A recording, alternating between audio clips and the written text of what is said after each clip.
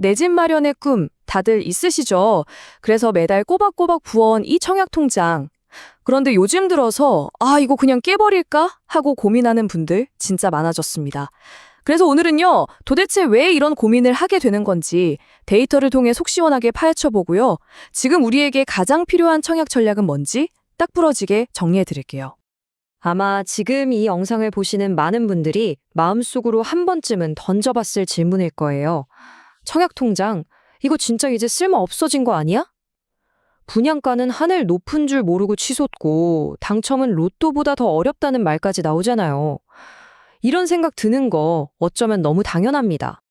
자, 그럼 사람들이 왜 그렇게 청약통장을 외면하고 있는지 그 현실부터 한번 제대로 짚어보겠습니다.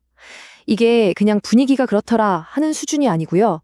명확한 숫자로 드러나는 흐름이거든요. 네, 바로 이거죠.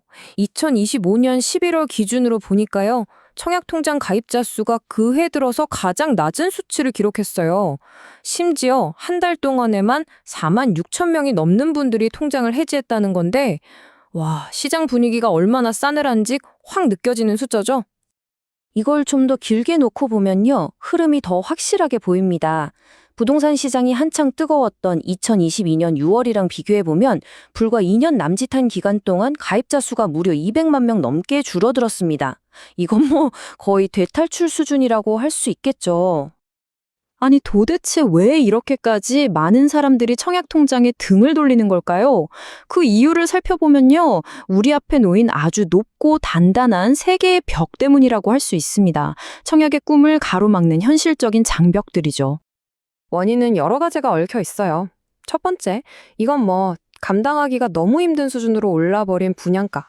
그리고 두 번째, 운 좋게 당첨이 되더라도 돈을 마련할 길을 막아버리는 까다로운 대출 규제. 마지막으로 이 모든 걸 다 뚫어도 결국 마주해야 하는 정말 상상을 초월하는 경쟁률. 이 세 가지가 동시에 우리를 덮치면서 청약이 점점 그림의 떡이 되어가고 있는 겁니다. 경쟁률, 숫자로 한번 볼까요? 올해 서울 아파트 평균 청약 경쟁률이 무려 146.6대 1이었어요. 이게 4년 만에 가장 높은 수치라고 합니다.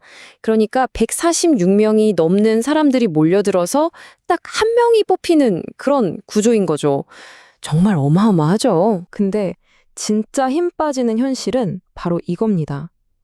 우리가 청약 가점이라는 걸 무주택 기간이나 부양가족 수 같은 걸로 차곡차곡 쌓잖아요. 그런데 4인 가족이 받을 수 있는 사실상의 만점 69점을 받고도 떨어지는 일이 생겼다는 거예요. 이러니까 이건 내가 아무리 노력해도 안 되는 거구나 하는 생각이 들 수밖에 없는 거죠. 자, 이런 상황이 계속되니까요, 시장의 판도 자체가 바뀌고 있습니다. 대출에 의지해서 집을 사려던 평범한 사람들은 점점 더 힘들어지고 오직 현금 부자들만 살아남는 시장이 되는 거 아니냐, 이런 분석까지 나오고 있어요. 바로 청약 시장의 양극화 현상입니다. 대출 문턱이 높아지면 높아질수록 자금 조달이 어려운 사람들은 아예 청약에 도전할 기회조차 갖기 힘들어지죠. 반면에 현금이 많은 사람들은 대출 걱정이 없으니까 상대적으로 훨씬 유리한 고지를 점하게 되는 거고요. 결국 내 집 마련의 사다리 역할마저도 이렇게 양극화되고 있는 씁쓸한 현실입니다. 자, 여기까지 들으시면 그럼 그냥 해지하는 게 답이네 하고 생각하실 수 있어요. 그런데 여기서부터가 진짜 중요합니다. 모두가 위기라고 말하는 이 상황 속에서 전문가들은 오히려 새로운 기회가 열리고 있다고 말하고 있거든요. 그 키워드가 바로 공공분양입니다. 원룡청약연구소의 박지민 대표님은 이렇게 조언합니다. 요즘 다들 청약통장 쓸모없다고 하지만 앞으로 공공분양 공급이 본격화되면 얘기가 달라진다. 그때는 저축 총액이 당락을 가르기 때문에 통장을 유지하는 게 유리하다. 이 말은 즉 지금까지의 민간 분양과는 전혀 다른 새로운 게임의 룰이 시작된다는 아주 강력한 신호인 거죠. 그리고 이건 그냥 희망 회로가 아닙니다. 정부가 실제로 대규모 공급 계획을 내놨어요. 2026년까지 3기 신도시를 포함해서 수도권 공공택지에 무려 2만 9천 가구나 되는 공공분양 주택을 공급하겠다는 겁니다. 이건 그동안 청약 시장에서 소외됐던 무주택 실수요자들을 위한 새로운 판이 열린다는 뜻입니다. 그렇다면 이렇게 변화하는 흐름 속에서 우리는 과연 어떻게 해야 할까요? 이제는 그냥 막연하게 기다리는 게 아니라요. 나의 상황에 딱 맞는 아주 구체적인 청약 관리 전략이 필요한 때입니다. 전략의 핵심은 이거예요.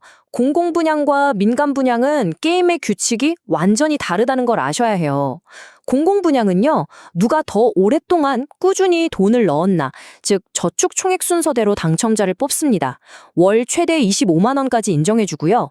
반면에 민간 분양은 총액보다는 가입 기간 같은 1순위 자격을 갖추고 지역별 예치금 기준을 맞추는 게 더 중요해요. 그러니까 내가 뭘 노릴지에 따라서 통장 관리법이 완전히 달라져야 하는 거죠. 특히 많은 분들이 오해하고 계시는 게 바로 1순위 조건인데요. 민간 분양 1순위 생각보다 그렇게 어렵지 않아요. 통장 만든 지 2년 넘고 딱 24번만 납입하면 1순위 자격이 생깁니다. 심지어 매달 2만 원씩 최소 금액만 넣어도 상관없어요. 문턱이 생각보다 높지 않죠? 그래서 이제는 내 상황에 맞게 아주 스마트하게 관리해야 합니다. 예를 들어 내가 20대나 30대 초반이다. 그러면 앞으로 쏟아질 공공 분양을 목표로 월 25만 원을 꾸준히 넣는 게 유리하고요. 30대 중반이 넘은 무주택자라면 민간 분양을 노리면서 월 2만 원 같은 최소 금액으로 1순위 자격만 유지하는 게 훨씬 효율적일 수 있습니다. 이미 집이 있는 분이나 자녀 통장을 관리하는 경우에도 각자에게 맞는 최적의 방법이 다 따로 있어요. 무작정 깨거나 무작정 많이 넣는 것만이 답이 아니라는 겁니다. 청약은 단거리 경주가 아니라 긴 마라톤과 같습니다. 지금 당장 눈앞이 캄캄하다고 해서 포기하기보다는 이렇게 변화하는 시장의 흐름을 잘 읽고 나에게 맞는 전략을 세우는 지혜가 필요합니다. 오늘 내용을 바탕으로 한번 곰곰이 생각해 보시면 좋겠습니다. 당신의 10년 후를 위한 청약 전략은 무엇인가요?